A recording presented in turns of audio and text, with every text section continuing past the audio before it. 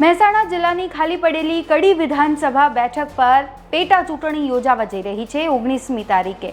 મહત્વનું છે, ગુજરાતમાં 2 પેટા ચૂંટણીઓ યોજાઈ રહી છે, એક વિસાવદરની અને એક કડી, જેને લઈને રાજકીય માહોલ છે એ ગરમાયેલો જોવા મળી રહ્યો છે।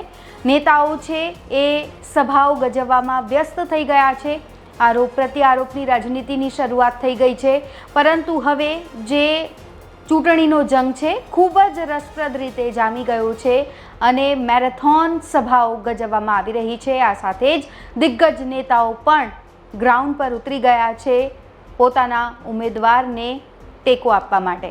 એવામાં આજ રોજ આ રિપોર્ટમાં આપણે વાત કરવાના છીએ કડી વિધાનસભાની 2022માં તે સમયે શું આખું ગણિત હતું। ખાસ કરીને આ રિપોર્ટમાં આપણે બૂથ લેવલની વાત કરવાના છીએ કે કયા બૂથ ઉપર કેટલી સરસાઈ સાથે ભારતીય જનતા પાર્ટી આગળ હતી અને ક્યાં કોંગ્રેસને ફટકો પડ્યો હતો, ક્યાં કોંગ્રેસને પ્રોફિટ થયું હતું। આ તમામ મુદ્દા પર આપણે આ રિપોર્ટમાં વાત કરવાના છીએ। નમસ્કાર, આપ જોઈ રહ્યા છો ગુજરાત તક અને આપની સાથે હું છું સૌમ્યા। મહેસાણા જિલ્લાની ખાલી પડેલી કડી વિધાનસભા બેઠક પર આગામી 19 જૂનના રોજ મતદાન થવાનું છે। આ બેઠક પર ચૂંટણી માટે 307 બૂથ પર મતદાન થશે। ત્યારે ગત 2022ની વિધાનસભાની ચૂંટણી સમયે તમામ બૂથ પર થયેલા મતદાનની ટકાવારી સમજવા જેવી છે, કારણ કે આ જ આંકડાઓ હાર જીત નક્કી કરે છે।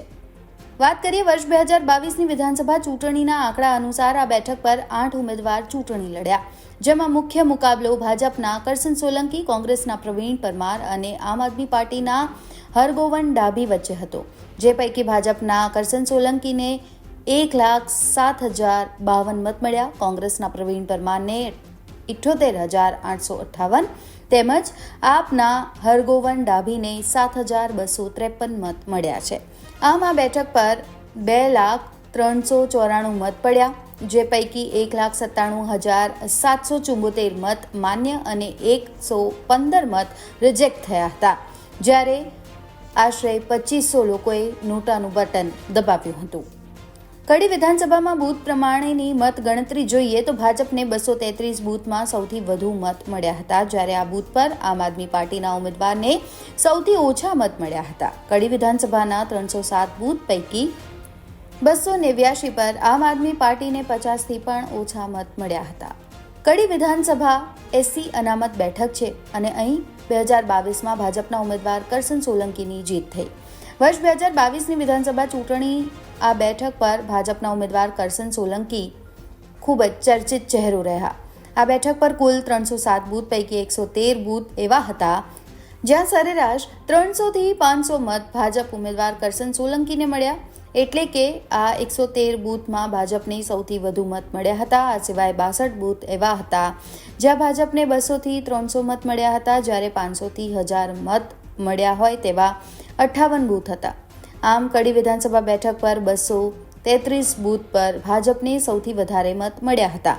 આવી જ રીતે કોંગ્રેસની વાત કરવામાં આવે તો 500થી 1000 મત મળ્યા હોય તેવા 33 બૂથ હતા, જ્યારે 200થી 300 મત મળ્યા હોય તેવા 63 બૂથ હતા। બીજી તરફ આમ આદમી પાર્ટીને 0થી 50 મત મળ્યા હોય તેવા બૂથની સંખ્યા વધારે હતી। કડીમાં આમ આદમી પાર્ટીને 50થી ઓછા મત મળ્યા હોય તેવા 289 બૂથ હતા। કડી વિધાનસભામાં 307 બૂથ પૈકી કુલ 24 બૂથ એવા છે જે ભારતીય જનતા પાર્ટી માટે સંવેદનશીલ કહી શકીએ। સંવેદનશીલ એટલે આ 24 બૂથ પર ભાજપને 100 કરતાં ઓછા મત મળ્યા।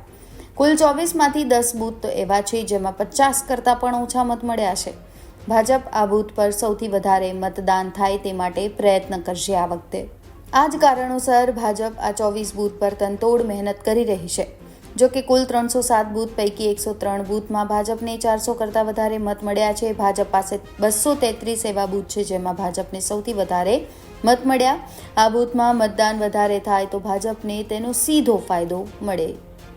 વર્ષ 2022ની ચૂંટણીમાં ભાજપે ભલે જીત મેળવી, પરંતુ કોંગ્રેસને 78,858 મત મળ્યા હતા। આ તમામ મતમાં 307 બૂથ પૈકી 64 બૂથમાં કોંગ્રેસને 400 કરતાં વધારે મત મળ્યા। જો કે ભાજપની જેમ કોંગ્રેસ માટે પણ ચિંતાનો વિષય પણ એક સરખો જ છે। વધારે મતદાન કરાવવું કારણ કે 2022ની ચૂંટણીમાં કોંગ્રેસને 50 કરતાં ઓછા મત મળ્યા હોય એવા બૂથની સંખ્યા 42 છે, જ્યારે 51થી 100 મત મળ્યા હોય એવા બૂથની સંખ્યા 36 છે. આમ 78 બૂથ એવા છે કે જેમાં કોંગ્રેસને 100 કરતાં ઓછા મત મળ્યા છે.